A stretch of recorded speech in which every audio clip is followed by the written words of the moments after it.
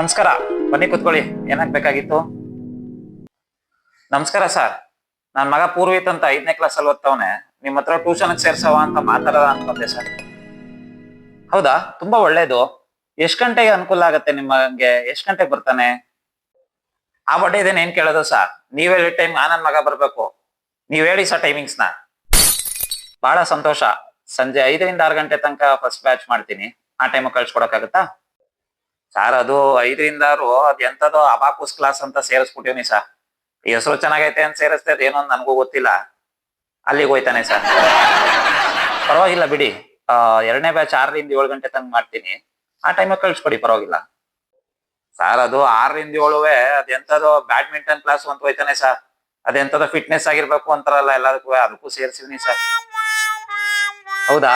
ಹಾಳಾಗೋಗ್ಲಿ. 7ರಿಂದ 8ಕ್ಕೆ seniors ಬರ್ತಾರೆ, ಸ್ವಲ್ಪ ದೊಡ್ಡ ಮಕ್ಳು. ಅವ್ರ ಜೊತೆನೆ ಕೂರ್ಸಿ ಹೇಳ್ಕೊಡ್ಲಾ, ಪರವಾಗಿಲ್ವಾ? ಸರ್ ಅದು 7ರಿಂದ 8 ಡಾನ್ಸ್ ಕ್ಲಾಸ್ ಹಾಕ್ಬಿಟ್ಟಿವ್ನಿ ಸರ್. ಈ ಕಾಲದಲ್ಲಿ ಎಲ್ಲ ತಿಳ್ಕೊಂಡಿರ್ಬೇಕಲ್ಲ ಸರ್, ಬೆಳಿಬೇಕಲ್ಲ ಈಗ.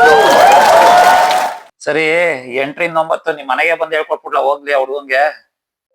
ಸರ್ ಅದು 8 ಗಂಟೆಗೆ ಮನೆಗ್ ಬರ್ತಾನಲ್ಲ, ಬಂದಾಗ ಊಟಕ್ಕೆ ಹಾಕೊಡಮ್ಮ, ಇಲ್ಲ ಒಂದ್ ತೊಟ್ಟು ವಿಸನಾರು ಕೊಡಮ್ಮ ಅಂತಾನೆ. ಈ ತರ ಹಿಂಸೆ ಕೊಟ್ರೆ ಯಾರ್ ಸರ್ ಬದುಕ್ತಾರೆ ಅಂತ ಕೇಳ್ತಾನೆ ಸರ್. Oh ಒಂದು my ಊಟ ಮಾಡೋ ಟೈಮು God. ಸಹ ಅದು. ಸರಿ, ತಾವಿನ್ನು ದಯವಿಟ್ಟು ಹೋಗ್ ಬನ್ನಿ. ಇನ್ 2 ತಿಂಗಳಾದ್ಮೇಲೆ ಹೊಸ ಬ್ಯಾಚ್ ಸ್ಟಾರ್ಟ್ ಮಾಡ್ತಾ ಇದೀನಿ. ಅಲ್ಲಿ ತನಕ ನಿಮ್ ಮಗ ಸಾಯ್ದೆ ಬದುಕಿದ್ರೆ ಅವಾಗ ನೋಡೋಣ. ನಮಸ್ಕಾರ. ಸರಿ ಸರ್, ನೋಡಮ್ಮ ಬಿಡಿ ಸರ್, ಹೆಂಗಾದ್ದು ಹಂಗೆ. ಬರ್ತೀನಿ ಸರ್ ನಾನು ಇನ್ನು.